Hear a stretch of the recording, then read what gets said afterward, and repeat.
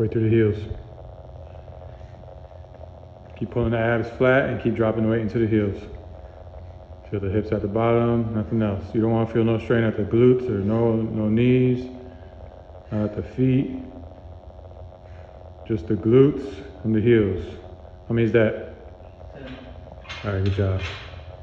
So we got 10 of these. This whole circuit is just to warm the hips up and really get you in tune with where your power is supposed to be driving from, that hip line. So we're planting the heels, pulling the abs flat every time we lower, keeping the chest upwards so that the back does not round. This is hips. You should feel it right in the middle of the buttocks, on the left and the right side of the glutes. That's where all of the strain should be. That's where all of the lactic should be. That's where all of the fatigue should build up. Right in the middle of the glutes. Pressing down through the heels, keeping the abs pulled flat, keeping the chest up. How many is that? 9. Last one.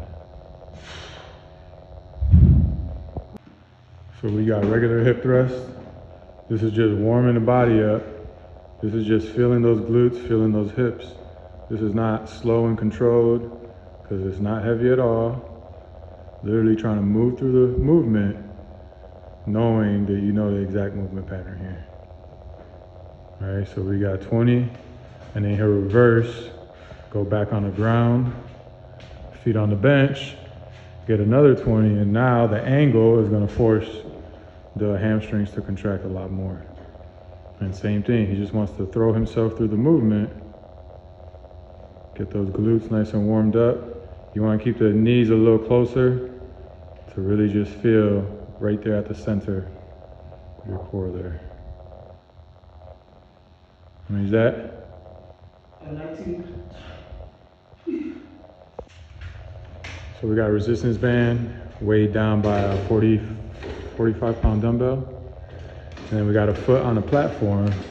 And now it's important to keep stability through the supporting leg. So that left heel needs to stay planted to keep those hips in perfect stability. And then that is what's going to force that hip flexor to really work.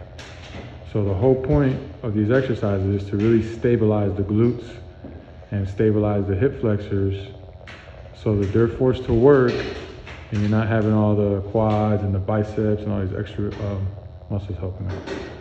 So perfect stability through the supporting leg. Really pull those abs in, keep that hip stable to really force that left hip flexor to fire. Left hip flexor should be the only thing burning here. And maybe the right glute from supporting through stability.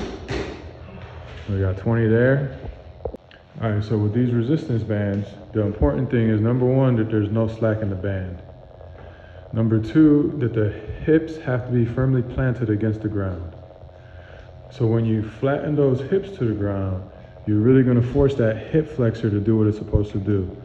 You should not be wobbling, you should not be trembling, you should not be tipping and tilting.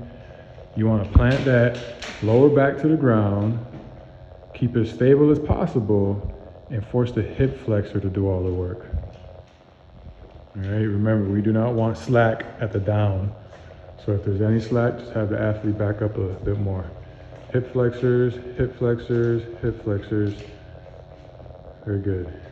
All right, and to finish off this circuit, we just got some leg swings. Now it's important to find perfect stability through the supporting leg.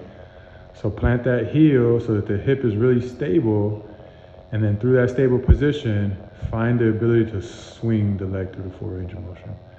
You don't want a movement like lifting weights. You want it to be a swing, momentum. Swing, swing. All right, switch sides and the same thing. Plant that heel to keep the hip perfectly stable. All right, and then you got something to swing from. All right, you should feel nice and warmed up after this and ready to move on to more intense training here.